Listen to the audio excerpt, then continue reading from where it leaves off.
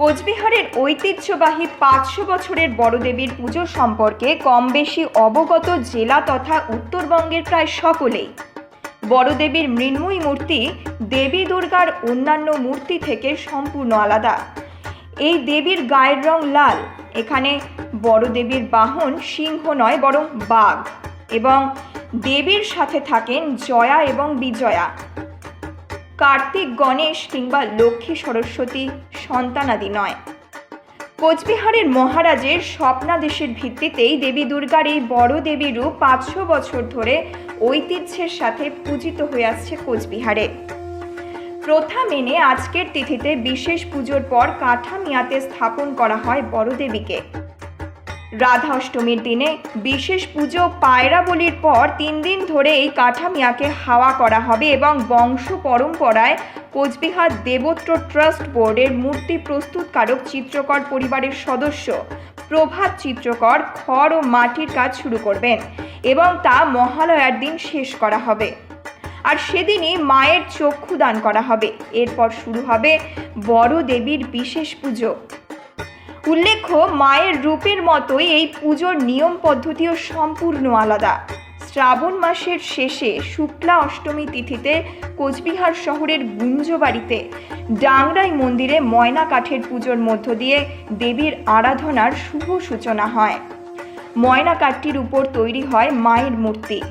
শ্রাবণের শুক্লা অষ্টমীতে গুঞ্জবাড়ির ডাংরাই মন্দিরে ময়নাকাঠ পুজো করে সেই দিনের সন্ধ্যায় রাজপরিবারের দুয়ার বক্সী অজয় কুমার দেববক্সীর বাদ্যযন্ত্র সহকারে মাতৃরূপী ময়নাকাঠটিকে কাপড় পরিয়ে সুন্দরভাবে সাজিয়ে নিয়ে যান স্থানীয় মদন মোহন মন্দিরে। পুরো 1 মাস সেখানে হয় নিত্য পুজো।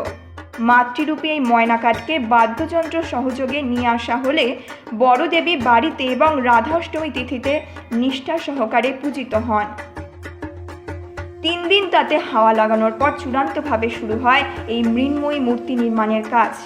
এবছরও তার ব্যতিক্রম হয়নি। রাধা অষ্টমীতে ময়না কাঠে আরাধিকা হলেন বড় দেবী। বড় দেবী শুক্লা অষ্টমী যুগ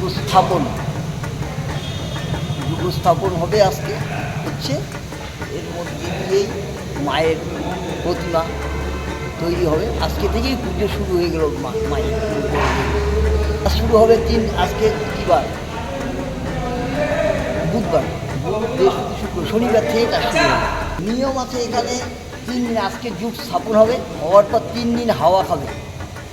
3 দিন হাওয়া খাওয়ার 4 দিনের দিন থেকেই চিত্রকর মাকে খড় মাটি দিয়ে মার মূর্তি তৈরি শুরু হবে।